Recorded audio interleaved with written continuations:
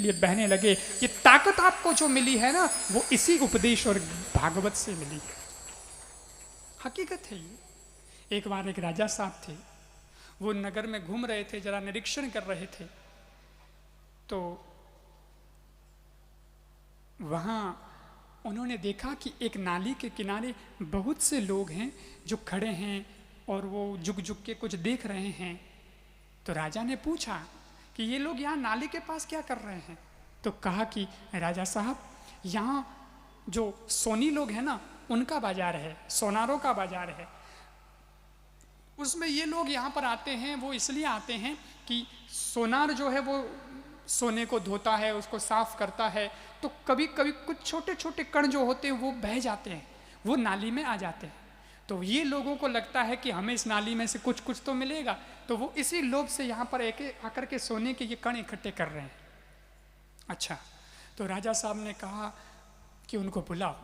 बुलाया, बातचीत की, भाई तुम लोग ये सोने के कण इकट्ठे कर रहे हो, कितना सोना इकट्ठा कर लिया है? अजी बोले, कहाँ, हमको इतना कहाँ मिलता है, उनका जो पीछे भूल से कोई निकल जाता है, उनको ध्यान में नहीं रहता, वो जो छूट जाता है वो थोड़ा बहुत हमें मिलता है, कुछ ज़्यादा नहीं है हमारे पास, हम तो बस थोड़ा बहुत काम चलाओ। राजा ने कहा, तो ऐसे क्यों परेशान होते हो, ये नाली में पड़े रहते हो, घंटों घंटों ढूंढते रहते हो, सोना कौन सा है, सोना कौन सा है? ऐसा करो, मैं तुम्हारी मदद कर देता हूँ ताकि तुम्हारी गरीबी दूर हो जाए। तो भाई इनको ऐसा करो, एक तो हार करवा दो, एक एक सबकी अंगूठी करवा दो, थोड़ा बहुत कुछ सोना इनको दे दो, ताकि इनकी ज़िंदगी भर का मामला ठीक रहे और इनका गुजारा चल जाए। तो राजा साहब ने वो सब करवा दिया और अंगूठी, सोने के हार, चैन वगैरह सबको दे दिया और फिर राजा साहब चले गए। 15-20 दिन बाद राजा साहब फिर से इंस्पेक्शन के निकले, को जांच कर रहे हैं भी क्या है कैसे। वो जब निकले तो फिर उसी एरिया में, उसी नाली पर वो 15-20 लोग थे जो सोना इकट्ठा कर रहे हैं। तो राजा साहब को आश्चर्य हुआ, कमाल है, 15 दिन पहले भी ऐसे ही हो रहा था और अभी भी ऐसे ही हो रहा है, और मैंने तो इनके लिए बहुत व्यवस्था भी की थी, सोने की व्यवस्था कर दी, फिर भी। उनको वापस बुलाया, भाई क्या बात है, उससे तुम्हारी गरीबी दूर नहीं हुई? मैंने तुम्हारी कितनी मदद की थी और फिर भी तुम नाली में पड़े हो, मैंने तो तुमको ऊपर उठाने की कोशिश की थी। उन्होंने कहा, हाँ राजा साहब, देखो इस कहानी के भाव बहुत निकल सकते हैं, माफ़ कीजिएगा, कहानी का भाव बहुत निकल सकते हैं, लेकिन मैं जो इस कहानी से कहना चाहता हूँ वो सिर्फ मेरा इतना उद्देश्य है कि उन्होंने जो कहा वो सुनिए। उन्होंने कहा, राजा साहब बिल्कुल आपने हमारे लिए अंगूठी करवाई, सोने का हार करवाया, चैन वैन दी, सोना दिया, सब बढ़िया है, लेकिन हम इस धंधे को छोड़ नहीं सकते, क्योंकि ये धंधा करते करते ही हमको अंगूठी मिली थी, चैन मिली थी, सोना मिला था। ये नहीं करते तो हमें आप भी कुछ नहीं देते। समझ में आए? इसलिए ये तो हमारा मूल है, ये तो हमारी जड़ है, यहीं से हम पनपे हैं।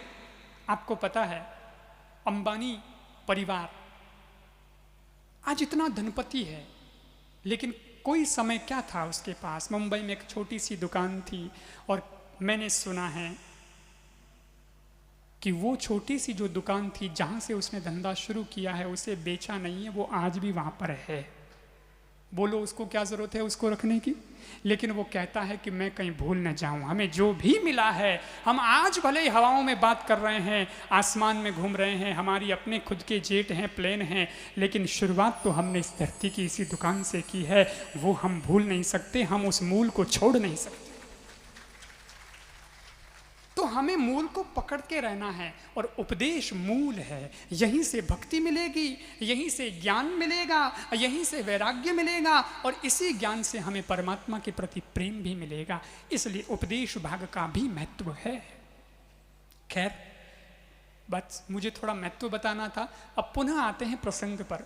पितामह भीष्म की स्तुति आ रही है, और भीष्म कहते हैं कृष्ण से, कन्हैया आप पधारे, बड़ी कृपा की आपने, लेकिन सुनिएगा, मेरी एक इच्छा है, मरते मरते मैं वो इच्छा पूरी करना चाहता हूं।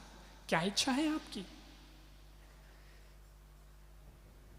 पितामह ने कहा कि मैं मरते मरते मेरी बेटी की शादी करना चाहता हूं, अभी तक मैंने उसके हाथ पीले नहीं किए हैं। जब ये सुना कि बेटी की शादी करना चाहता हूं, तो आश्चर्य हुआ सुनकर के सबको कि बेटी, और भीष्म पितामह के कौन सी बेटी?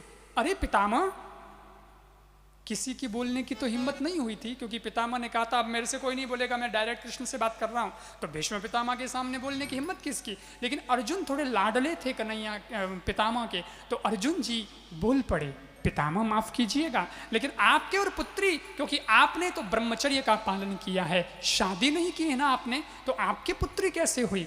भीष्म पितामह ने कहा छुपाना क्या है, झूठ तो क्या बोलना है, मेरी भी एक पुत्री है, एक बेटी मेरी भी है, और उसी पुत्री का मरणासन पिता हूं मैं, जा रहा हूं, लेकिन जाते जाते बेटी की शादी कर देना चाहता हूं। और वो बेटी कौन सी है, उस बेटी का नाम है मेरी मति रूपी कन्या, मेरी बुद्धि रूपी जो बेटी है, उस बेटी की शादी मैं करना चाहता हूं, और कोई नहीं, मेरी अपनी बुद्धि, यही मेरी बेटी। इतिमति रूपकल्पिता वितृष्णा भगवती सात्वत पुंग में विभुम्नि स्वसुखमुपगते क्वचित व्यहर्तुम प्रकृतिमुपेयुष यद्भव प्रवाह। वो मेरी बुद्धि रूपी जो कन्या है, उसकी शादी करना चाहता हूं। अच्छा, तो चलो अच्छी बात है, कौन है वो जिससे आप शादी कर रहे हैं अपनी बेटी की, ढूंढ लिया है वर, या बातचीत चल रही है, या स्वयंवर सभा आयोजित करनी है, क्या करना चाहते हैं आप। पितामह भीष्म ने कहा मुझे कृष्ण से पूरी पहले बात करने दो, फिर पता चल जाएगा तुम्हें। और कृष्ण से पितामह ने कहा कृष्ण, बात यह है कि मेरी जो बुद्धि रूपी कन्या है, उसकी शादी मैं करना चाहता हूं, और उसकी शादी मैं आपसे करना चाहता हूं, कृष्ण से विवाह मेरी बेटी का हो। भगवान ने कहा पितामह, मेरे से विवाह करना चाहते हैं आप? बोले हाँ। और आप सोचिए, पितामह भीष्म जिस बेटी की बात कर रहे हैं, वो बेटी केवल पितामह की नहीं है, वो तो हमारी सबकी है, क्योंकि बुद्धि तो सबके पास में है। और ध्यान दीजिएगा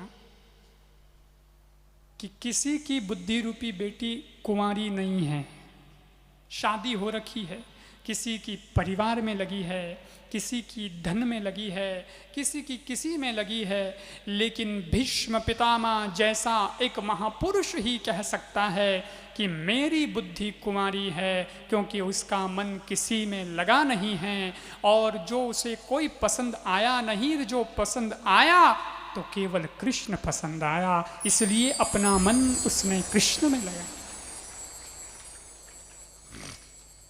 भगवान ने कहा ऐसी बात है, पूछ तो लिया है आपने अपनी बेटी से कि वो मुझे चाहती है कि नहीं, वो मुझसे शादी करना चाहती है कि नहीं। पितामह ने कहा वो आपसे ही शादी करना चाहती है, क्योंकि आप उसे पसंद हैं। वो चर्चा करती है मुझसे तो कहती है कृष्ण मुझे अच्छे लगते हैं, क्योंकि कन्या वरयते रूपम माता वित्तम पिता श्रुतम बांधवा कुलमाक्षांति मिष्ठानम मितरीजना। ऐसा कहा गया है कि कन्या जो होती है वो शादी जब करेगी, शादी की जब बात आती है और वर की जब बात आती है, तो वर के अंदर क्या देखती है, वो रूप को देखती है। कन्या वरयते रूपम, कन्या रूप का ही तो वर्ण करती है कि मेरा पति हैंडसम होना चाहिए, सुंदर होना चाहिए। अच्छा, सुंदर तो है ही कृष्ण। कन्या वरयते रूपम माता वित्तम, माँ क्या देखती है, वित्त को, पैसा को देखती है। धनवाड़ो धनवान पयावाड़ो होना चाहिए मारे बेटी रो बींद। और देखे माँ, मारो तो ही भाव नहीं कि मारी बेटी भाई बढ़िया घर में जावे, सुखी रहे, धन भी जो है कोई कमी नहीं हुए, दुख नहीं पानी चाहिए। माता वित्तम, वित्तम पिता श्रुतम, श्रुत कहते हैं गुण को। रुक्मणी जी जब भगवान को पत्र लिखती है ना, तो वहीं से शुरुआत करती है, श्रुत्वा गुणम। तो भगवान परमात्मा को, परमात्मा के गुण सुने थे उसने भी। वैसे ही देखा जाता है, पिता जब भी देखता है तो वो श्रुत यानी गुण को देखता है कि भाई ब्याह तो करा बेटी रो, लेकिन जो दामाद बनने जा रही है अपनों, वो गुणवान होना चाहिए, पढ़ियो लिखियो होना चाहिए, समझदार होना चाहिए, कोई हुनर होने कने होना चाहिए। हुनर है कि नहीं, पैया कमावे है कि नहीं तो बेटी दुख पाई। ठीक है, पिताजी वो सोचते हैं। अब क्या है आगे, बांधवा कुल माक शांति, बंधु लोग संबंधी जो नजदीक रिश्तेदार होते हैं वो क्या है, वो कहते हैं भाई कुल देखो जी, खानदान देखो कि भाई अपनी बेटी जावे एड़े वेड़े खानदान में नहीं, बढ़िया खानदान में जानी चाहिए। ठीक है, वे खानदान देखे। और फिर आगे बात आती है मित्रों की, दोस्त लोग जो हैं, जो यार लोग हैं, वो क्या देखते हैं, वे कह वैसा अपा तो की को नहीं देखा, अपो ने की मतलब नहीं है, छोरो गोरो है कि कालो है, छोरो पया वालो है कि नहीं है, छोरा में गुण है कि नहीं है, उना कुल खानदान केड़ो कहीं बढ़िया है, ऊंचो है, नीचो है, कहीं मतलब नहीं है। मैं तो एक ही बार जोवा कि फटाफट ब्याह करो, जकी बात करो, क्योंकि मिष्ठानम मितरे जना, मैं तो लाडू पेड़ा खावा, बस लाडू पेड़ा रो ध्यान रखा। वो मिठाइयों को देखते हैं। ऐसा संस्कृत साहित्य में आया है।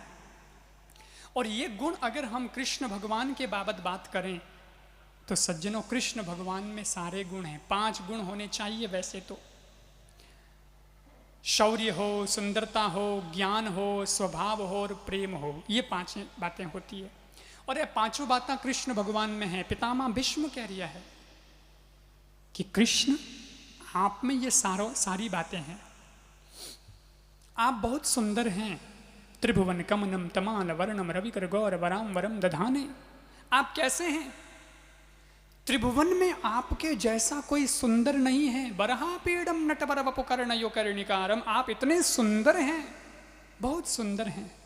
और रही बात शौर्य की, भाई सुंदर तो गण ही है, पण ताकत नहीं हुए तो एक धक्को दियो नहीं ने टुपड़ियो नहीं, तो ताकत भी तो होनी चाहिए, तो शौर्य भी होना चाहिए। शौर्य कितना है, तो बोले आप में शौर्य भी बहुत है।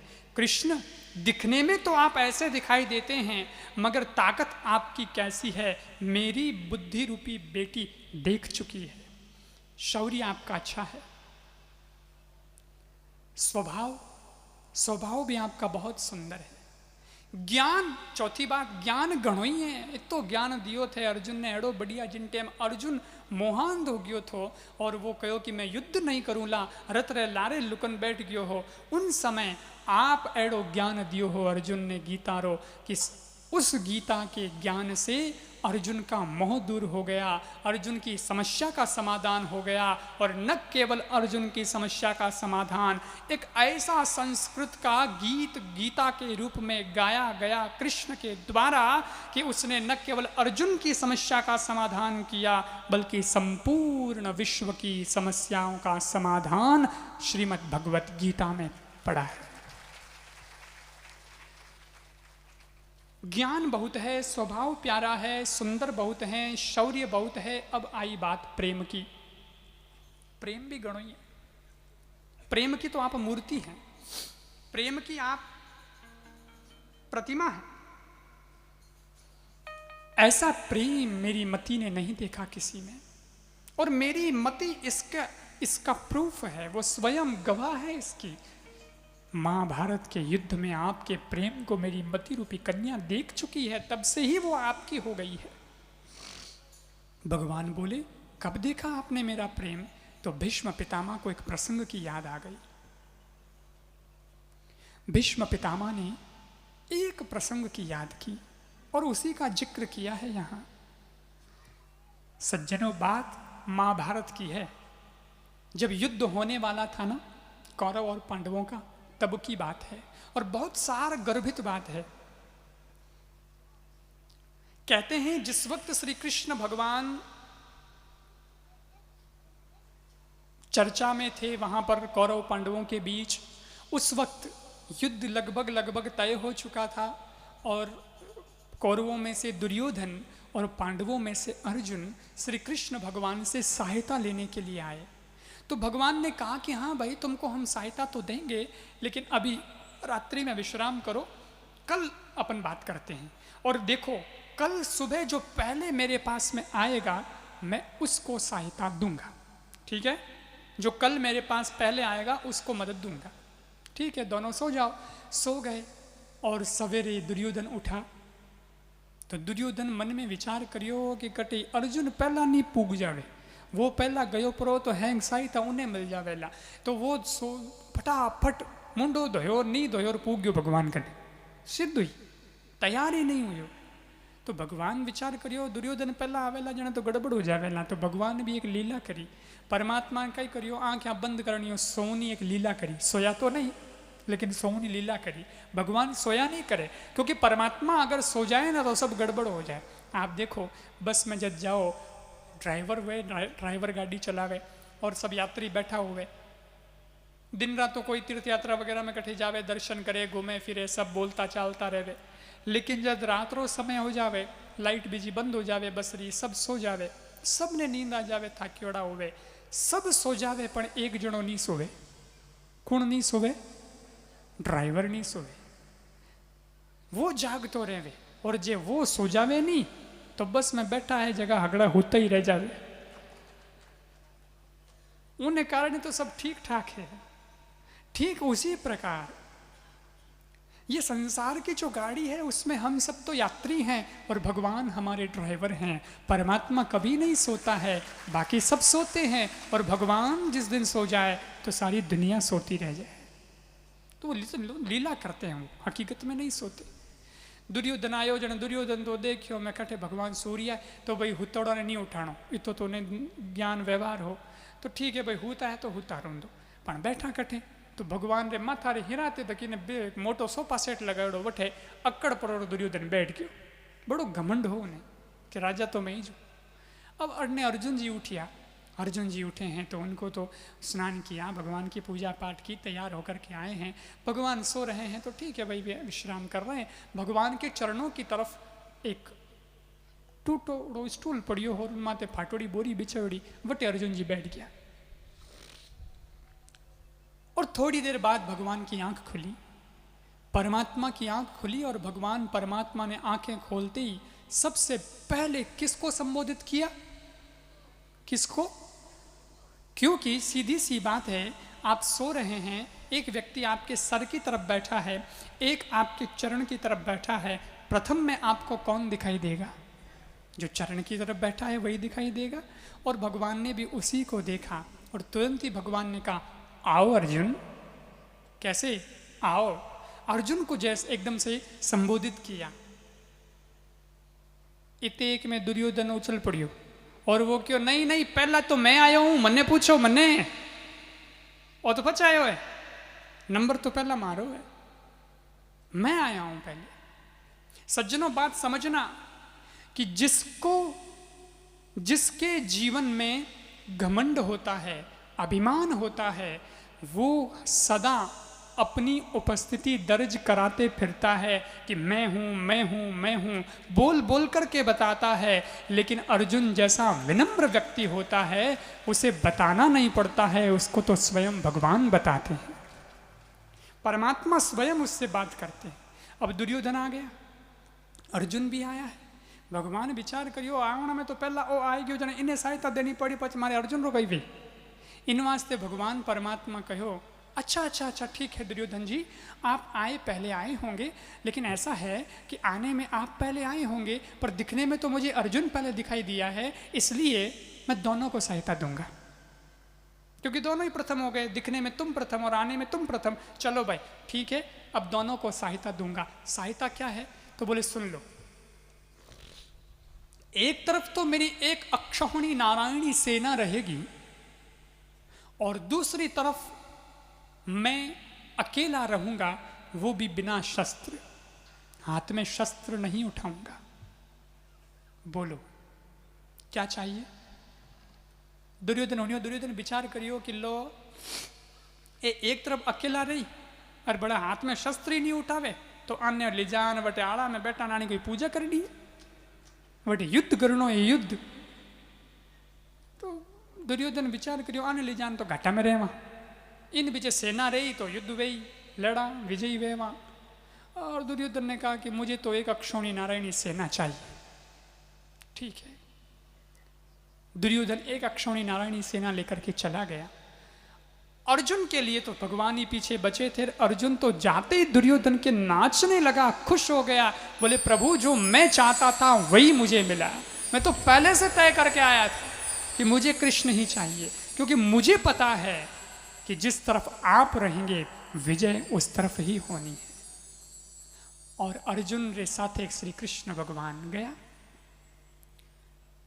सज्जनों, दुर्योधन एक अक्षौहिणी नारायणी सेना जो भगवान की ही सेना थी उसे अपने कौरव सेना में मिलाता है, युद्ध के लिए भगवान के खिलाफ उसे तैयार करता है। और एक तरफ अर्जुन श्री कृष्ण से मिलता है, रथ का सारथी श्री कृष्ण को बनाता है और युद्ध होता है।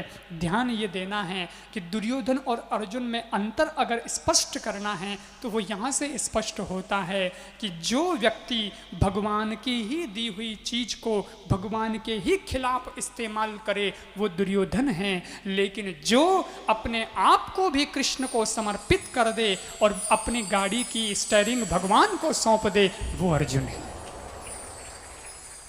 हम कैसे हैं, हम किस श्रेणी में हैं, इस कथा के साथ अपने आप को भी मांझते जाना और अपना भी निरीक्षण करते जाना कि हम कौन से वालों में से हैं। अर्जुन ने ये किया, भगवान को अपने रथ का सारथी बनाया। और अड़ने है जो को युद्ध शुरू हुई और उन टाइम भीष्म पितामह ने ठाप पड़ियो कि कृष्ण भगवान प्रतिज्ञा करी है कि मैं अकेला रहूंगा और बिना शस्त्र युद्ध करूंगा। महाभारत की बहुत सुंदर कथा है। मैं अकेला रहूंगा और बिना शस्त्र युद्ध करूंगा। और उसी वक्त भीष्म पितामह ने भी प्रतिज्ञा कर ली कि कृष्ण प्रतिज्ञा करते हैं तो मैं भी प्रतिज्ञा करता हूं कि वासुदेव कर चक्र न धरहूं, तुमको मुख न दिखाऊं, लाजत है मोरी गंगा जननी, शांतनु सुत न कहाऊं। मैं प्रतिज्ञा करता हूं कि अगर मैंने भी कृष्ण के हाथ में शस्त्र न लिरवा दिया तो मैं शांतनु का बेटा, गंगा का पुत्र नहीं कहलाऊंगा। और अगर युद्ध करते करते ये प्रतिज्ञा पूर्ण किए बिना ही मैं बीच युद्ध में प्राण त्याग देता हूं तो मेरा शव युद्ध करते करते उल्टा पड़े, मैं किसी को अपना मुख नहीं दिखाऊंगा। मेरी प्रतिज्ञा है। पितामह भीष्म ये प्रतिज्ञा करते हैं और ठान लिया है कि कृष्ण को शस्त्र हाथ में लिरवा के छोड़ूंगा। सज्जनों, युद्ध आरंभ हो जाता है। युद्ध चल रहा है, 1 दिन 2 दिन 3 दिन चलते गए युद्ध के, लेकिन कौरव पक्ष में हानि होने लगी, कौरव हारने लगे, नुकसान होने लगा। उस वक्त दुर्योधन श्री भीष्म पितामह की और टेढ़ी नजर से देख करके कहने लगा कि लगता है कि कुछ लोग तन से तो हमारे पक्ष में लड़ रहे हैं लेकिन मन से हमारे पक्ष में नहीं हैं, वो किसी और पक्ष से हैं और युद्ध के अंदर हमारे पक्ष की हानि होती जा रही है। ऐसे ऐसे वीर योद्धाओं के होते हुए भी हानि होती जा रही है। ये बड़े दुख की बात है। जैसे ही भीष्म पितामह की और टेढ़ी नज़र से देख करके दुर्योधन ने यह बात कही तो पितामह भीष्म ने समझ लिया और दुर्योधन को जवाब दे दिया, क्यों दुर्योधन, किस बात की चिंता है? क्या तुझे इस बात की चिंता है कि तुम्हारी मृत्यु हो जाएगी? क्या तुम मुझे ये सब कह रहे हो? दुर्योधन, अगर तुझे तेरी जिंदगी की चिंता है, तुझे तेरे मरने की ज़्यादा चिंता है तो आज रात तेरी पत्नी भानुमति को मेरे शिविर में भेज देना। उसे मैं अखंड सौभाग्यवती का आशीर्वाद दे दूंगा, फिर काल भी तेरा बाल बांका नहीं कर सकता है। दुर्योधन जब आप बात सुनी तो दुर्योधन विचार करियो कि बहुत बढ़िया हुई, मैं भीष्म पितामह ने थोड़ा टोन तो कसी हो लेकिन फायदो हो गयो। और उन्हीं टाइम दुर्योधन भीष्म पितामह ने कहा, बस बस पितामह, मैं यही चाहता था, आप थोड़ा तपिए, थोड़ा गर्म होइए, जरा जोश में बोलिए, ताकि आप जब जब गर्म होते हैं तब तब कुछ न कुछ आशीर्वाद दे डालते हैं, बड़ी मेहरबानी। उस दिन का युद्ध विराम हो गया। तय था कि रात को 12 बजे भीष्म पितामह के पास भानुमति को आशीर्वाद लेने जाना है। और इधर सब शिविर में चले गए, आराम कर रहे थे, सब थके हुए थे, सब सो गए। लेकिन रात का समय करीब 11 साढ़े 11 बज गई। कृष्ण भगवान ने नींद कटे आए। कृष्ण भगवान तो पसवाड़ा फेर दिया अड़ने, क्योंकि अजय कई काम करना है। हाथों हाथ भगवान उठिया, भगवान गया द्रौपदी रे कने, जहाँ द्रौपदी सो रही थी। जाकर के भगवान ने द्रौपदी के पैर के अंगूठे को जोर से खींचा तो द्रौपदी एकदम झिझक पर इन उठी, कहिए। तो भगवान कहो कि कोई को नहीं, मैं हूं। द्रौपदी कहो तो आप इस वक्त रात्र में मेरे पास? भगवान ने कहा द्रौपदी एक खास काम है, जल्दी उठो, तैयार हो जाओ, क्योंकि आशीर्वाद लेने जाना है। द्रौपदी क्यों कई बात करो थे, रात रोटे में इतनी गहरी नींद आ रही है, बड़े थे कि रहो तैयार हो जाओ, आशीर्वाद लेने जानो है। कठे आशीर्वाद लेने जानो है, कहनो आशीर्वाद लेने जानो है, किन कनो आशीर्वाद लेने जानो है। भगवान ने कहा द्रौपदी बहस मत करो, इतना समय नहीं है ये सब बताने के लिए, कह रहा हूं जो करो फटाफट, नहीं तो तू चूक जावेला ना, कोई दूसरा आशीर्वाद लेने जा पहले, फटाफट तैयार हो जा, भीष्म पितामह का चालना है, आशीर्वाद रो समय हो रही हो। और 12 बजे उससे पहले पहले अपने को पहुंचना, फटाफट द्रौपदी तैयार हुई। भगवान ने तो फाटोड़ी धोती पहनोड़ी, हाथ में लालटेन लियोड़ी, ग्वाड़ा भगवान बनियोड़ा और द्रौपदी रे साथे जा रिया है। अब शिविर और भीष्म पितामह रे बढ़ रिया है भगवान, और द्रौपदी ने समझा भी रिया है, सुन द्रौपदी हमें हवड़ हुण ले, चेतो राखजे, जावे जने चुपचाप जाइजे, कहीं टा मने रोक सकेला वटे कोई रोग मने रोक भी दे, ठेर तक मैं थारे हाथे नहीं भी रह सकूं, इन वास्ते जटे मने रोके वटे मैं तो रुक जाऊंला, पण थने जाऊनी छूट वेला तो थने मैं इशारो करूँ जने तू आगे जाइजे, लेकिन गूंग तो काढ़न जाइजे, मुंडो के नहीं दिखाई जाइज मती। एर भीष्म पितामह ने जान प्रणाम करजे और भीष्म पितामह थने आशीर्वाद देवेला, और उनटे आशीर्वाद चुई मिले चुपचाप पाछी आ जाइजे, चुई मत करजे, कोई दूजी बात नहीं करनी थने, ठीक है। थारे तरफ से तो तू की बोल जाइज मती, और अगर भीष्म पितामह सामियों पूछ लेवे कि तुम किसके साथ में आई हो, कौन आया है तुम्हारे साथ में, तो कह देना कि मेरा नौकर आया है। द्रौपदी क्योंकि मैं यूं तो क्या करके दूं कि हमारे हाथ नौकर आया, थाने में नौकर मानू? भगवान क्यों, अरे कह दीजिए, हम जे तो है कोनी, कह दीजिए। यूं करता करता पूग गया ठेठ।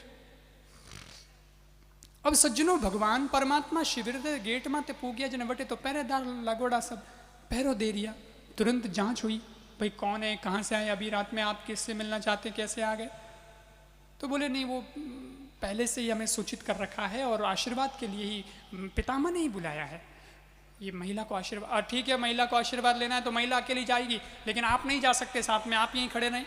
भगवान ने वटी रोक दी, ठीक है। भगवान ने हम जोड़े तो ही द्रौपदी रवाना हुई। भीष्म पितामह के पास द्रौपदी पहुंची। पितामह भीष्म माला फेर रहे थे, वे रात को माला फेरते थे, दिन को युद्ध करते थे और रात को माला फेरते थे। तो जैसे 12 बजे तक माला फेरता, पचे थोड़ी एनर्जी लेता, आराम करता, पचे सुबह उठनो बाजो युद्ध करनो। तो जैसे ही 12 बजी माला पूरी हुई और द्रौपदी पहुंच गई, और द्रौपदी ने सर झुकाकर के प्रणाम किया है भीष्म पितामह को। पितामह ने सोचा कि दुर्योधन की पत्नी भानुमति आशीर्वाद लेने के लिए आई है और इसे आशीर्वाद देना ही है। उसी वक्त भीष्म पितामह के चरणों में जैसे ही द्रौपदी ने प्रणाम किया, सर झुकाया, तो पितामह ने आशीर्वाद दे दिया, अखंड सौभाग्यवती भव। और जैसे ही आशीर्वाद प्राप्त हुआ तो भगवान घणोई मना करियो, द्रौपदी बोल जे मत, पण पावर मिल गयो मैं रही जे। अब तो आशीर्वाद, तो बड़ो आशीर्वाद मिल गयो, अखंड सौभाग्यवती भावरो आशीर्वाद, हमें द्रौपदी रही जियो नहीं। और आशीर्वाद मिलते ही द्रौपदी एकदम घूंघटो ऊंचो करियो और भीष्म पितामह ने कहो, तो पितामह आशीर्वाद मिल गयो है, हमें ध्यान राखजो, 5 मुंह एक ही कम नहीं होना चाहिए, आ जिम्मेदारी आपरी है।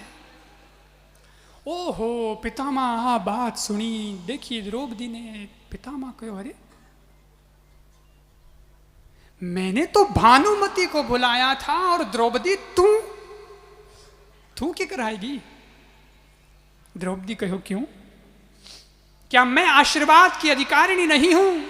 क्या मैं नहीं आ सकती हूं आपके पास, आपसे आशीर्वाद नहीं ले सकती हूं? पितामह मैं क्या आपकी पुत्र वधू नहीं? भीष्म पितामह भी मौन हो गए और सोचा कि अब क्या कहें। सोचा मन ही मन कि शायद भगवान परमात्मा मेरी वाणी को असत्य नहीं करवाना चाहते, जिसे आशीर्वाद मिलना था उसे ही मिला। कोई बात नहीं, भगवान ने जो किया वो ठीक किया। लेकिन अगले क्षण भीष्म पितामह के आंखों का रंग बदल गया, बोलने का ढंग बदल गया और पितामह को लगा कि इसके पीछे जरूर कुछ न कुछ तो है। तो पितामह ने तुरंत ही कहा कि द्रौपदी, जी पितामह, एक सवाल का जवाब दो कि तुम यहां मेरे शिविर के अंदर अकेली आई हो या तुम्हारे साथ में कोई आया है? द्रौपदी ने कहा कि जी मैं अकेली कैसे आ सकती हूँ, महिला हूँ, नारी हूँ, इसलिए मेरे साथ में कोई आया है। कौन आया है? हमें द्रौपदी डरने लगी कि जवाब कहीं दो, कौन आया है तुम्हारे साथ में? द्रौपदी ने कहा जी वो दूध देने आता है ना रोज मेरे साथ में, मेरे घर में, तो वो उसको मैंने भाई बनाया है और तो वो उसने मुझे भी बहन माना है। वो जब आया था सुबह तो मैंने कह दिया था कि आशीर्वाद लेने आऊँगी आपके पास, तो मैं अकेली कैसे जाऊँगी, तो भैया तुम आ जाना। वही गोपाल भैया है ना दूध देने वाला, वो गोपाल भैया मेरे साथ में आया है। नौकर आया है ऐसा नहीं कह पाई, गोपाल भैया आया है।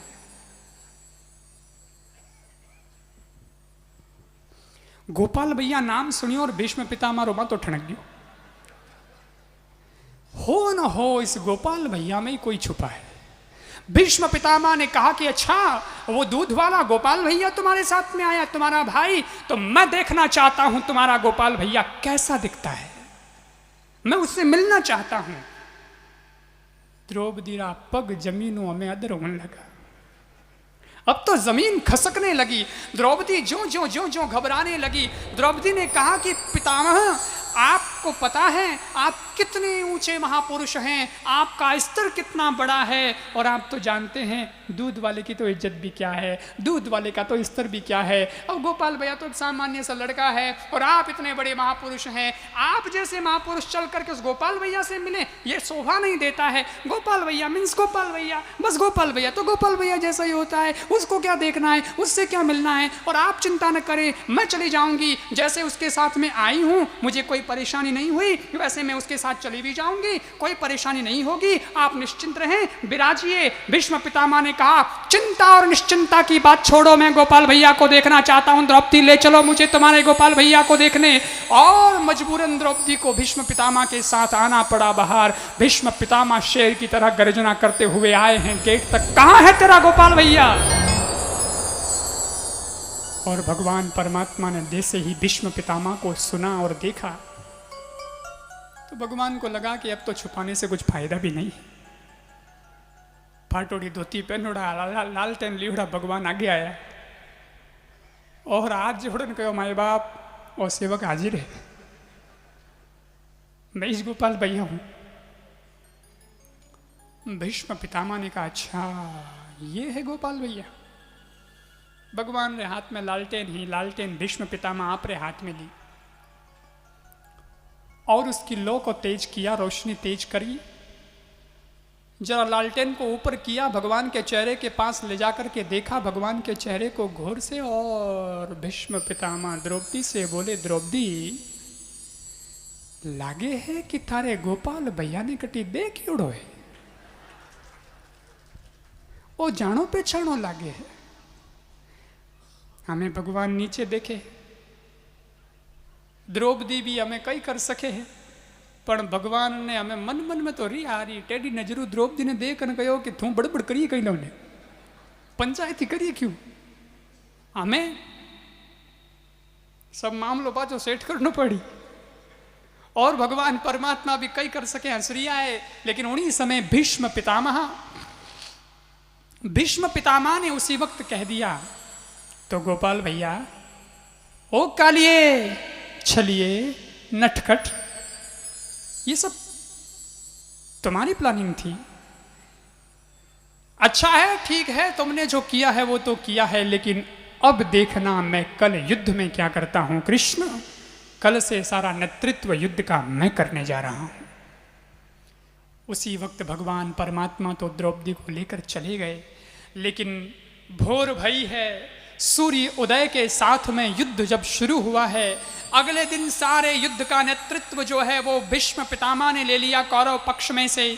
और इधर जब भीष्म पितामह युद्ध करने के लिए आए हैं तो पूरी तैयारी के साथ में आए हैं। इस प्रकार वो युद्ध कर रहे हैं। और आज तो पितामह इस प्रकार बाण छोड़ रहे हैं कि वो एक बाण छोड़ते हैं, एक के हजारों बाण हो जाते हैं। जिस तरफ देखे, कोई भी सूरमा योद्धा देखे तो उसमें उसको भीष्म पितामह नजर आते हैं। जो तीर सामने आता है घबराता है कि मेरे तो प्राण गए, ये पितामह का बाण है।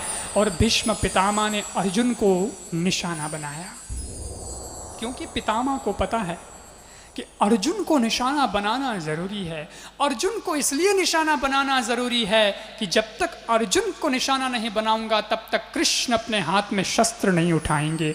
और भीष्म पितामह ऐसे बाण चला रहे हैं अर्जुन की, और अर्जुन को ऐसे मारने की कोशिश कर रहे हैं कि इस बाण में गया कि उस बाण में गया, इस बाण में मरा कि उस बाण में मरा।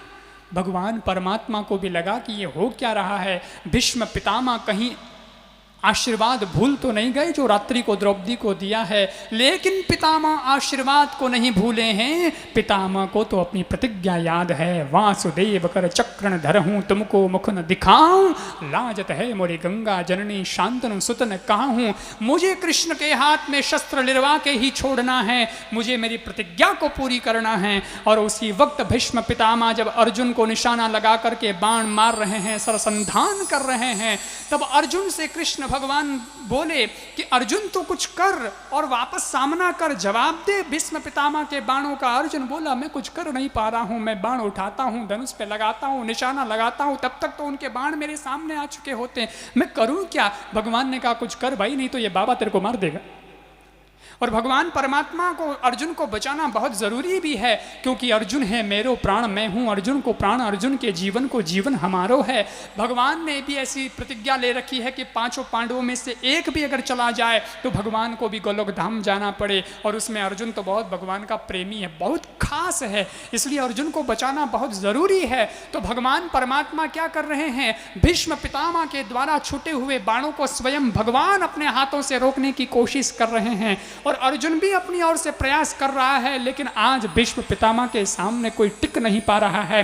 कृष्ण भगवान अब तक तो बाणों को रोकते रहे, लेकिन फिर भगवान को लगा कि ये पितामह ऐसे मानने वाले नहीं हैं। तो उसी वक्त भगवान परमात्मा ने देखा एक रथ का टूटा हुआ पहिया पड़ा है जमीन पर, और भगवान परमात्मा ने निर्णय कर लिया, एक हाथ से तो भगवान भीष्म पितामह के बाणों को रोक रहे हैं, अर्जुन को बचा रहे हैं, और दूसरे हाथ से भगवान उस रथ के टूटे हुए पहिए को हाथ में उठाने की कोशिश कर रहे हैं। एक बार तो भगवान के हाथ में केवल धूल ही आई, लेकिन दूसरी बार में आ गया रथ का पहिया। भगवान परमात्मा ने सुदर्शन चक्र के भांति रथ के पहिए को घुमाया और रथांग पाणी भगवान बन करके दौड़े हैं भीष्म पितामह की ओर। जैसे ही भीष्म पितामह के सामने भगवान पहुंचे हैं, उसी वक्त भीष्म पितामह ने अपने ही हाथों से धनुष नीचे गिरा दिया, तीर भी नीचे गिरा दिए, सारे शस्त्र छोड़ दिए और भगवान परमात्मा से बोले, आप कहो मैं शस्त्र बिन भूमि हरऊं सब भार, हमको क्षत्रिय ना गिने बोलहूं बचन विचार। श्री कृष्ण, प्रतिज्ञा की थी ना आपने कि मैं बिना शस्त्र युद्ध करूंगा, तो क्या तुम्हारी आंखों के सामने मेरा चेहरा नहीं आया था? क्या तुम भूल गए थे कि भीष्म क्षत्रिय नहीं है? उस वक्त तुम्हारे दिमाग में मेरा नाम नहीं आया? अगर तुमने प्रतिज्ञा की है तो मैंने भी प्रतिज्ञा कर ली कि कृष्ण समझते क्या हैं अपने आप को, हम भी क्षत्रिय के बेटे हैं और अब तो हम कृष्ण के हाथ में शस्त्र लिरवा के ही रहेंगे। मैंने मेरी प्रतिज्ञा पूरी कर दी। कृष्ण, मुझे आपसे कोई दुश्मनी नहीं थी, मुझे आपसे दुश्मनी नहीं थी, मुझे तो आपके शब्दों से दुश्मनी थी। तकलीफ आपके शब्दों पर, आपकी प्रतिज्ञा पर थी। बस मैंने मेरी प्रतिज्ञा पूरी कर दी, अब मैं शस्त्र त्यागता हूं। इतने में ही भगवान ने भी हंसते हंसते रथ का पहिया नीचे पटक दिया। डारी चक्र हरिहत दियो, दियो उतर ब्रजराज, तजी प्रतिज्ञा मोरी में, तोरी प्रतिज्ञा राख। भगवान परमात्मा ने भी कह दिया, बस मैंने भी देखा कि वैसे तो मैं भी प्रतिज्ञा तोड़ने वाला नहीं हूँ, जो निकल गया वचन मुख से वो तो पूरा करना ही है, लेकिन सामने जब भीष्म जैसा भक्त आ जाता है तो भक्तों के सामने मैं भी मेरी प्रतिज्ञा तोड़ देता हूँ। क्योंकि प्रबल प्रेम के पाले पड़कर प्रभु को नियम बदलते देखा, अपना मान भले टल जाए पर भक्त का मान टलते देखा। जिनकी केवल कृपा दृष्टि से सकल विश्व को पलते देखा, जिनकी केवल कृपा दृष्टि से सकल विश्व को पलते देखा, उनको गोकुल की धरा पर मक्खन के लिए 100 बार मचलते देखा। उनको गोकुल की धरती पर मक्खन के लिए 100 बार मचलते देखा। जिनके ध्यान से विरंची शंभु सनकादिकों को संभलते देखा, जिनके ध्यान से विरंची शंभु सनकादिकों को संभलते देखा, उनको ग्वाल सखा मंडली में लेकर गेंद उछलते देखा। उनको ग्वाल सखा मंडली में लेकर गेंद उछलते देखा। जिनके चरण कमला कमलापति पे, जिनके चरण कमल कमला के करतल के सिरहन दबाते देखा, उनको ब्रज की भूमि पर कंटक पथ पर चलते देखा। उनको ब्रज भूमि पर कंटक पथ पर चलते देखा, क्योंकि प्रबल प्रेम के पाले पड़कर प्रभु को नियम बदलते देखा। अपना मान भले टल जाए पर भक्त का मान टलते देखा। भगवान कहते हैं, मेरा मान भले ही टल जाए पर अपने भक्त का मान नहीं टल सकता। इसलिए पितामह मैंने मेरी भी प्रतिज्ञा तोड़ दी। और 2 मिनट पहले जहां रोष था, बिल्कुल युद्ध की स्थिति थी, मारो काटो की आवाजें आ रही थी, आंखों के अंदर खून उतर आया था, लेकिन अब 2 ही मिनट बाद भीष्म पितामह की आंख में तो आंसू हैं और कृष्ण की आंखों में प्रेम भर आया है। जो ये स्थिति पैदा हुई तो भीष्म पितामह ने कहा कि तभी से मेरी मति ने ये निर्णय कर लिया कि मेरा पति होगा तो केवल कृष्ण होगा, क्योंकि अपने मित्रों को तो सम्मान और प्रेम हर कोई देता है, लेकिन अपने दुश्मन को भी जो प्रेम दे वो कृष्ण हो सकता है। इसलिए कृष्ण प्रेम के तो आप खजाने हैं, प्रेम की तो आप मूर्ति हैं। इसलिए मैं मेरी बेटी का विवाह आपसे करता हूं। पितामह ने उसी वक्त अपनी बुद्धि को श्री कृष्ण के चरणों में समर्पित कर दिया, सौंप दिया उसे। और सूर्य उत्तरायण में आया, पितामह ने अपने प्राणों का त्याग कर दिया। फिर भगवान वहाँ से द्वारिका के लिए रवाना हुए।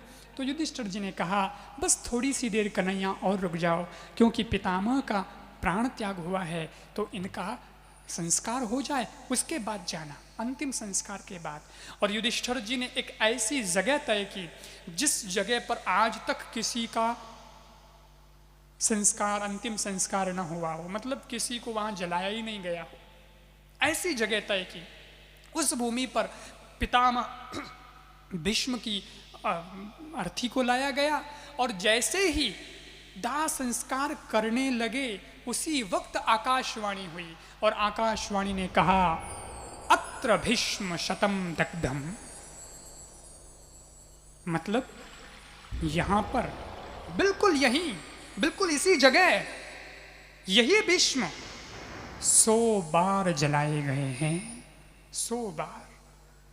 युधिष्ठिर जी ने कहा, ये क्या, मैंने तो इतना घूम घाम के तय किया था कि ऐसी जगह ढूंढूं जहां कोई जलाया नहीं गया हो, और ये आकाशवाणी कह रही है कि इसी जगह इसी भीष्म को 100 बार जलाया गया है और फिर अब और भी जलाया जा रहा है। ये क्या मामला है? कृष्ण से पूछा तो कृष्ण ने कहा, युधिष्ठिर जी, ये बिल्कुल ठीक मामला है। आपको घमंड था कि मैं ऐसी जगह चलाऊंगा जहाँ कभी शमशान ना हो, जहाँ कभी किसी को जलाया ना गया हो, क्योंकि मैं राजा बन चुका हूँ। लेकिन युधिष्ठिर जी, ये केवल अभिमान और धरती का मोह दूर करने के लिए ही आकाशवाणी ने आपको सचेत किया है कि जिस धरती के राजा बनकर के तुम फूल रहे हो, ये धरती शमशान से ज़्यादा कुछ नहीं है। धरती का कोई कोना ऐसा नहीं है जहां कभी किसी को जलाया न गया हो या कभी किसी की मृत्यु ना हुई हो। सब कब्रिस्तान है जी, सब शमशान है जी, ऐसा उपदेश दिया गया। और उसके बाद पितामह की क्रिया, अंतिम क्रिया हुई। फिर भगवान परमात्मा द्वारका पधारे, यहाँ आए भगवान। देखो, यहाँ द्वारका के प्रसंग बहुत मिलते हैं, प्रथम स्कंद के अंदर भी मिलते हैं, और आगे तो मैं जब आपको कथा सुनाऊंगा द्वारका की, तो वो तो बहुत सुंदर कथाएं आएगी, वो आगे आएंगी। यहाँ भगवान परमात्मा पधारे। भगवान परमात्मा का द्वारका के अंदर सुंदर स्वागत हुआ, अभिनंदन हुआ।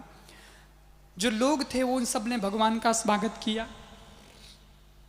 और जो भगवान परमात्मा की रानियाँ थी उन्होंने भी भगवान का स्वागत किया। फिर भगवान परमात्मा जब घर में गए वहाँ, तो वहाँ भगवान की माताएं थी। तो ववंदे शिरसा देवम देवकी प्रमुखा मुदा, भगवान की 7 माताएं हैं देवकी समेत। वैसे तो और भी थे, वसुदेव जी की पत्नियां बहुत थी, लेकिन 7 माताएं जो प्रमुख हैं, प्रमुखा मुदा, प्रमुख जो हैं वो 7 हैं। तो भगवान ने उन सबको प्रणाम किया, और न केवल ऐसे ही बल्कि उनके चरणों में सर रख कर के भगवान ने प्रणाम किया। सज्जनों, हमारी संस्कृति हमको ये सिखाती है कि भगवान परमात्मा जो जगत का पिता है, उसका पिता कौन है? वो तो जगत का पिता है, उसकी माता कौन हो सकती है? लेकिन फिर भी भगवान ने ये दुनिया को बताने के लिए स्वयं जो सांसारिक उनकी माताएं हैं, उनके चरणों में सर रखकर प्रणाम करके ये बताया है कि जब भी हमें सफलता मिलती है तो वो सफलता माता पिता के आशीर्वाद से ही प्राप्त होती है। अगर दुनिया को खुश करना चाहते हो तो अपने माता पिता को खुश कर दीजिएगा, बस दुनिया खुश हो जाएगी। इसलिए प्रात काल उठ के ही रघुनाथा, मात पिता गुरु नावई माथा। भगवान भी रोज प्रणाम करता है, और आजकल छोरों ने प्रणाम करने में शर्म आवे। आजकल तो माता पिता है ए मारा और केवड़ा में भी शर्म आवे, क्योंकि जमानो केड़ो आयो देखो। आ एक बार एक छोरो आयो, मैंने प्रणाम कर दो, तो मैंने कहा रहने दे भाई, प्रणाम ठीक है। तो बोले नहीं प्रणाम आप महाराज जो, मैं क्यों, मैंने तो करे ठीक है, लेकिन तू तारे माँ बाप ने प्रणाम करे कि नहीं करे? तो क्या पहला कर तो अब छोड़ दियो। मैं क्यों पहला कर तो हमें छोड़ियो क्यों? तो बोले हमें तो BA पास कर लियो, अब मोटा हो गया, पढ़ लिख लिया, हमें कहीं प्रणाम कर।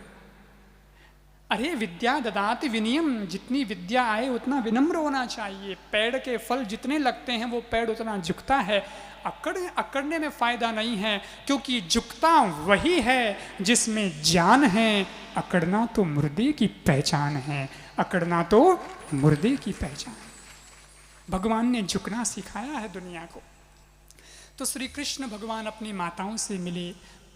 पांचजन्य जो शंख था भगवान का, उस शंख को भगवान परमात्मा ने बजाया, तो सब नगरवासी भी भगवान परमात्मा को मिलने के लिए आए, और भगवान दरबार में बैठे सबसे मिले।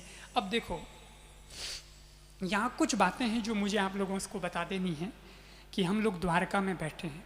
एक तो भगवान के पास में पांचजन्य शंख था, पंचजन्य राक्षस को मार करके ही तो भगवान ने उससे पांचजन्य शंख प्राप्त किया था। ये कथा थोड़ी विस्तार में आगे आ जाएगी, तब मैं आपको बताऊंगा। एक तो भगवान परमात्मा के हाथ में शंख रहता है, भगवान के हाथ में कमल रहता है। ये कमल भगवान परमात्मा द्वारकाधीश का आप दर्शन करें ना, तो इस बार ध्यान देना, इस बार जब आप दर्शन करने जाओ मंदिर में, भगवान के हाथ में ये चीज़ें हैं।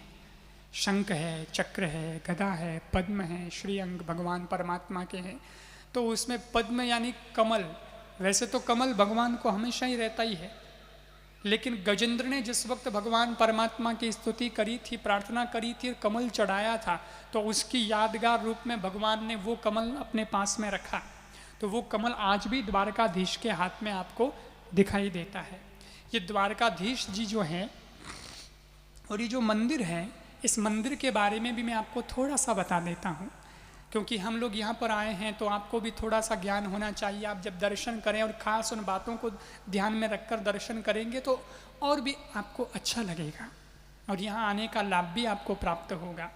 ये जो द्वारकाधीश का मंदिर है, यहाँ अभी जो निर्माण हम देख रहे हैं, ऐतिहासिक दृष्टि से अगर देखें तो प्राचीन मंदिर है और अकबर के शासन काल के अंदर करीब 1551 में इस मंदिर का निर्माण हुआ और पश्चिम की ओर द्वारकाधीश विराजमान हैं और उसमें भगवान परमात्मा के इस मंदिर के जो द्वार हैं वे 2 द्वार हैं, उत्तर में और दक्षिण के अंदर। तो एक तो गोमती घाट का द्वार कहलाया जाता है, जिसको स्वर्ग द्वार भी हम लोग कहते हैं। 56 सीढ़ियाँ हैं उस द्वार में, दक्षिण की ओर जो द्वार है। और एक जो द्वार है वो मोक्ष द्वार कहलाता है, वो उत्तर दिशा की ओर है। तो वो द्वारकाधीश के मुख्य जो मंदिर है उसके 2 ये द्वार माने गए हैं। अच्छा, एक बात और हमें समझने की जो बहुत सुंदर और थोड़ी रोचक भी लग सकती है, जिसके बारे में लोग कुछ जानना भी चाहते हैं, जो बहुत प्रसिद्ध भी है, और वो बात मैं बताना चाहता हूँ आपको द्वारकाधीश के ध्वजा के बारे में। 2 बातें बताऊँगा, एक तो द्वारकाधीश की मूर्ति के बारे में और एक द्वारकाधीश की ध्वजा के बारे में। हम पहले द्वारकाधीश की ध्वजा के बारे में कुछ सुन लें। द्वारकाधीश जी की जो ये ध्वजा है,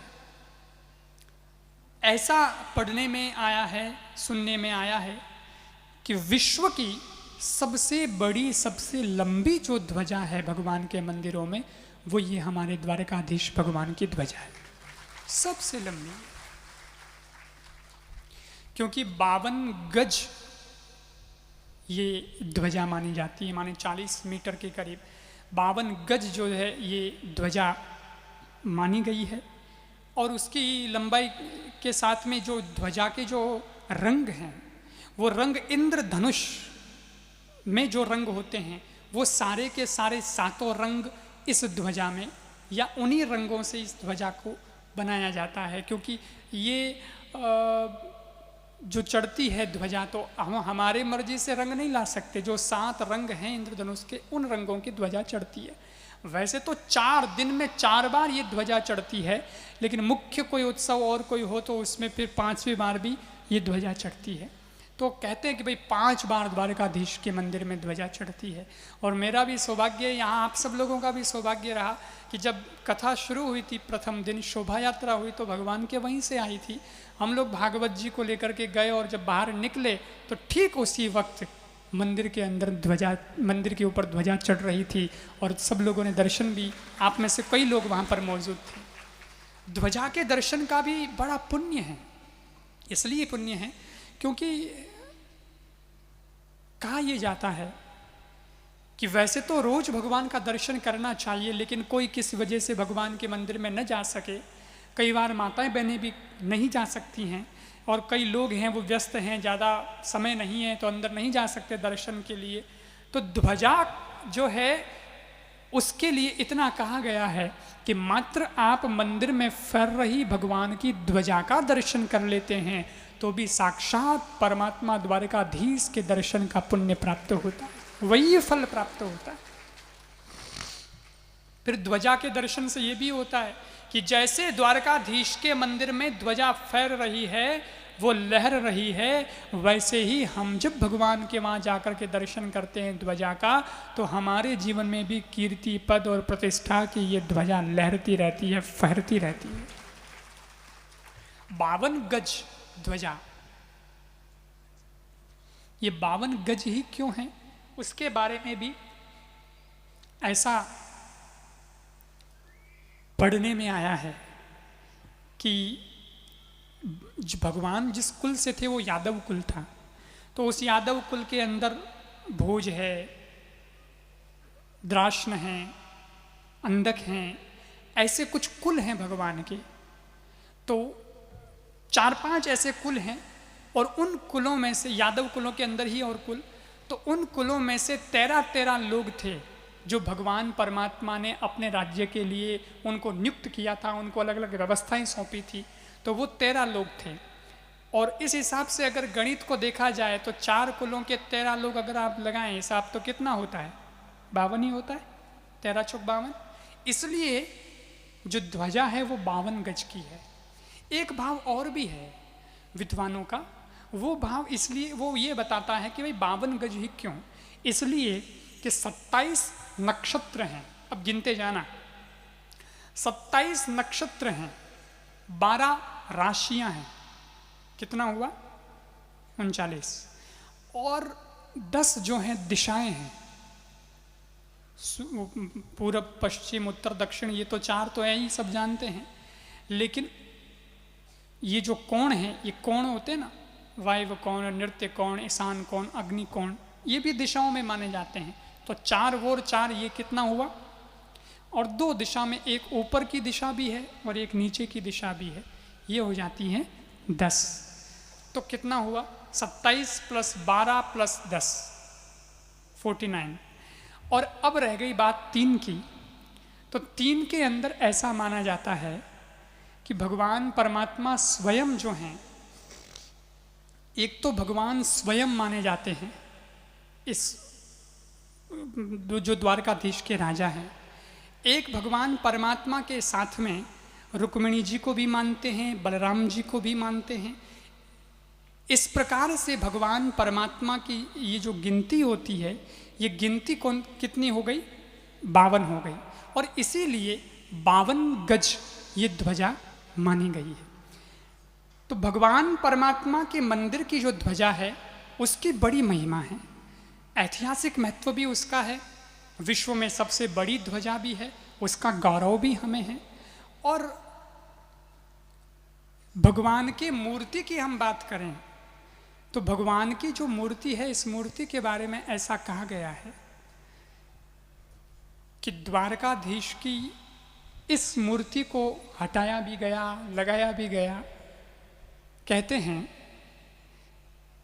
कि एक बार विदेशी आक्रांता जब आए तो आक्रमण हो जाए भगवान पर, इस प्रकार का भय बना रहा, तो भगवान की रक्षा के लिए उस मूर्ति को सावित्री जो कुआं है उसके अंदर भगवान की उस मूर्ति को रखा गया, सेफ्टी के लिए वहाँ रखा गया।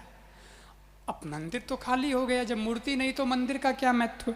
तो उसके लिए जो एक लाडुआ करके जो गांव है, वहाँ से उस मूर्ति को वल्लभाचार्य जी के आदेश से, उन्हीं की प्रेरणा से लाया गया और उसे इस मंदिर के अंदर स्थापित किया गया, ताकि पूजा अर्चना निरंतर चलती रहे, दर्शन होता रहे। लेकिन ऐसा भी बताते हैं कि भगवान की जो ये मूर्ति है, जब ये जो बेट द्वारिका की हम बात करते हैं, एक बार जब आक्रमण होने लगा तो इस मूर्ति को भी बेट द्वारिका के अंदर ले जाया गया और वहाँ जाकर के इस मूर्ति की स्थापना कर दी। और वहाँ जब उसकी स्थापना कर दी तो जो सावित्री कुएं के अंदर मूर्ति थी, उस मूर्ति को वापस निकाल करके और शंकराचार्य जो अनिरुद्धाचार्य हैं, उनके द्वारा इस मूर्ति को वापस मूल जो मंदिर है, इस मंदिर के अंदर स्थापित किया गया। लेकिन अब प्रसंग ऐसा भी है कि डाकोर जी धाम है भगवान का, वहाँ के उस वक्त राजा थे विजय सिंह जी। विजय सिंह जी राजा ने ये मूल जो द्वारकाधीश की मूर्ति है वो अपने वहाँ पूजा हो भगवान की, इसलिए इस मूर्ति को उठा करके वे वहाँ लेकर के गए डाकोर जी के अंदर, और वहाँ जा कर के उस मूर्ति की जो है स्थापना कर दी गई। और ऐसा बताते हैं कि मूल मूर्ति वहाँ भी मानी जाती है, इसीलिए डाकोर धाम बना, इसीलिए वहाँ भी द्वारकाधीश का दर्शन होता है। और बहुत गुजरात के अंदर जो डाकोर धाम है उसकी बड़ी प्रतिष्ठा मानी जाती है। और यहाँ फिर जो अनिरुद्धाचार्य हैं, उन्होंने फिर यहाँ पर मूर्ति की स्थापना प्रतिष्ठा करवाई गई। तो ऐसा भी भगवान की मूर्ति के बारे में कुछ ऐतिहासिक प्रसंग मिलता है। लेकिन भगवान परमात्मा के प्रति हमारी श्रद्धा बनी रहे। कहते हैं भगवान तो व्यापक है, परमात्मा तो कण कण में निवास करता है, वो सर्वदा है और सर्वथा है, हर समय और हर जगह वो विद्यमान रहता है। द्वारका की हम बात करते हैं तो जो भगवान परमात्मा की द्वारका थी, 48 कोस में उस द्वारका का निर्माण विश्वकर्मा जी के द्वारा उस वक्त हुआ था। तो द्वारका भी कई मानी गई, मूल द्वारका, बेट द्वारका, इस प्रकार से भी है। और भी मैं कुछ बातें दिन में जैसा मुझे आएगा मैं आपको कुछ कुछ बातें द्वारका के बारे में भी बताऊंगा, क्योंकि हम यहाँ पर आए हैं तो यहाँ का धार्मिक महत्व तो है ही है, शास्त्रों में उसका उल्लेख भी है। भागवत के आधार पर द्वारका की जो प्रसंग हैं, द्वारका की जो बातें हैं, उन बातों को भी जब प्रसंग आगे आएगा 10वें स्कंद में जब हम प्रवेश करेंगे तो फिर वहाँ से ये सारे प्रसंग भी शुरू हो जाते हैं। तब मैं फिर आपको विस्तार से बताऊंगा कि कैसे ये द्वारका बनी, किस प्रकार इसका निर्माण और किस प्रकार के भगवान की लीलाएं हुई। तो ये सारी बातें भी हमें जानने को मिलेंगी। भगवान परमात्मा द्वारका में पधारे, सबसे मिले और उसके बाद पुनः भगवान परमात्मा को समाचार मिला हस्तिनापुर आने का, क्योंकि जिस गर्भस्थ शिशु की भगवान ने रक्षा की थी हस्तिनापुर में, उस बालक ने आज जन्म ले लिया। वो जो उत्तरा का गर्भस्थ शिशु था, जो आपने कथा सुनी थोड़ी देर पहले, उस बालक ने जन्म ले लिया। और उस बालक ने जन्म तो लिया, उस पंडित लोग आए, उस बालक की नामकरण संस्कार किया और नामकरण संस्कार में उसका नाम रखा विष्णुरातः। विष्णुरात नाम रखा बालक का विष्णुरात। क्यों नाम रखा विष्णुरात? क्योंकि विष्णु के द्वारा जिसकी रक्षा हुई है उसका नाम विष्णुरात हुआ, क्योंकि भगवान विष्णु ही तो हैं रक्षा करने वाले, तो विष्णुरात नाम पड़ा। और ये नाम तो लौकिक नाम दिया गया विष्णुरात, लेकिन अभी एक नाम और इसका रखा जाएगा। जब भगवान परमात्मा आएंगे तब नाम रखा जाएगा। अभी पंडित लोग आए, उन्होंने नाम रखा और उसके जीवन के बारे में सारी बातें होने लगी। युधिष्ठिर जी ने पूछा कि ये कैसा होगा, क्या होगा, कुछ बताएं। तो पंडितों ने सब बात बताई कि ये जो है बहुत विद्वान भी होगा, ये राम जी के समान सत्यव्रत पालक होगा, शिव के समान बहुत दानवीर होगा, और पितामह समः साम्य प्रसादे गिरीशोपमः, यानी ये भीष्म पितामह के समान दृष्टि रखने वाला होगा, समता का बहुत महत्व होगा इसकी नज़र में। इस प्रकार से ये बालक होगा। और तो सब ठीक है, लेकिन अब उसकी मौत की बात आई तो कहा कि इसकी मृत्यु जल्दी होगी। तो युधिष्ठिर जी ने कहा जल्दी होगी? क्यों, ऐसा क्या होगा? अच्छा, मृत्यु होगी ये तो पक्का ही है, अब लेट हो चाहे जल्दी हो, ये तो सभी की होनी है, इसलिए मृत्यु होगी, उसका ज़्यादा भय नहीं है। लेकिन मृत्यु किस कारण से होगी, किस तरीके से होगी, वो थोड़ी घबराहट वाली बात होती है। बाकी मौत तो सबकी होती है। कुछ लोग तो इतने सहज में प्राण त्याग देते हैं कि उनको पता भी नहीं चलता कि उनके प्राण कब निकले। लेकिन कुछ लोगों की मृत्यु इतनी दर्दनाक होती है कि छटपटाते हुए जाते हैं। तो मृत्यु होगी ये तो ठीक है, लेकिन मृत्यु किस तरीके से होगी वो थोड़ी घबराने वाली बात है। इसलिए बताइए कि इनकी मृत्यु कैसे होगी। तो पंडितों ने कहा इनकी मृत्यु जैसे होगी वो ऐसे होगी कि आज तक विश्व में ऐसी मृत्यु किसी की नहीं हुई है, ऐसी मृत्यु इनकी होगी। अच्छा, कैसे होगी? बोले सुखदेव स्वामी देखो, हालांकि फिर लिखा तो ये है कि इनके द्वारा अपराध होगा और ऋषि श्रमिक का श्राप लगेगा और 7 दिन में इनकी मृत्यु होगी, ऐसा है। लेकिन घबराने वाली बात नहीं है, क्योंकि साक्षात सुखदेव स्वामी पधारेंगे, इन्हें 7 दिन में भागवत की कथा सुनाएंगे और कथा सुनकर के ये मुक्त हो जाएंगे। इस प्रकार भगवान की कथा सुनते सुनते इनकी मृत्यु होगी, परमात्मा के चरणों में बैठकर के ही इनकी मुक्ति होगी, क्योंकि स्वयं भागवत भगवान श्री कृष्ण का रूप है। इसलिए इनकी जैसी मृत्यु दिव्य मानी जाएगी, वैसी और किसी की नहीं मानी जाएगी। इतनी महान मृत्यु परीक्षित जी की होगी। अच्छा, और अब भगवान परमात्मा पधारे, तो भगवान परमात्मा जब आए तो और भी बहुत सारे ऋषि मुनि आ गए, सब उस बालक को देख रहे हैं। और वो बालक भी बड़ा गजब का, सबको देख रहा है तो घूर घूर के देख रहा है, घूर घूर के देख रहा है। तो पूछा कुंता जी ने, इस बालक के जन्म की खुशी में वेदव्यास जी आए थे, तो वेदव्यास जी से पूछा कि ये बालक भीड़ में क्या देख रहा है, घूर घूर के क्या देख रहा है? तो ये बोले ये देख रहा है कि गर्भ में जिसने मेरी रक्षा की वो ये तो नहीं, ये तो नहीं, ये तो नहीं। परिता इच्छति इति परीक्षितः, वो परीक्षा कर रहा है और उसने परीक्षा की, इसीलिए उसका नाम हो गया परीक्षित। वो समझ गया, जब भगवान को उसने देखा तो समझा कि हाँ यही है जिसने गर्भ में मेरी रक्षा की थी। क्योंकि इसका चेहरा जो है वो ऐसा लगता है कि देखा हुआ है कहीं, तो ऐसा जाना पहचाना चेहरा लगता है। बस यही तो है भागवत। भागवत कहती है कि आप जरा अपने अंदर उतरने का प्रयास करें और केवल भागवत भगवान की ही पहचान कराए, ऐसा नहीं। भागवत तो वो है जो आपको अपनी खुद की पहचान भी करा दे, उसी का नाम भागवत है। जैसे परीक्षित जी अंदर उतरे, थोड़ा ध्यान किया कि कौन है कौन है, कुछ मेरे को ये चेहरा मिलता हुआ नजर आ रहा है, कहीं देखा तो है, कहाँ देखा है। थोड़ा अंदर उतरे तो पता चल गया, अरे ये तो वही है जब मैं अंदर था और मुझे जिसने बचाया था, और अब मेरे अंदर जो बैठा है बिल्कुल सेम शक्ल मिल रही है, ये बिल्कुल वही है। पहचान हो गई, भगवान की भी हो गई और खुद की भी हो गई, और इसी परीक्षा की वजह से उसका नाम परीक्षित पड़ा।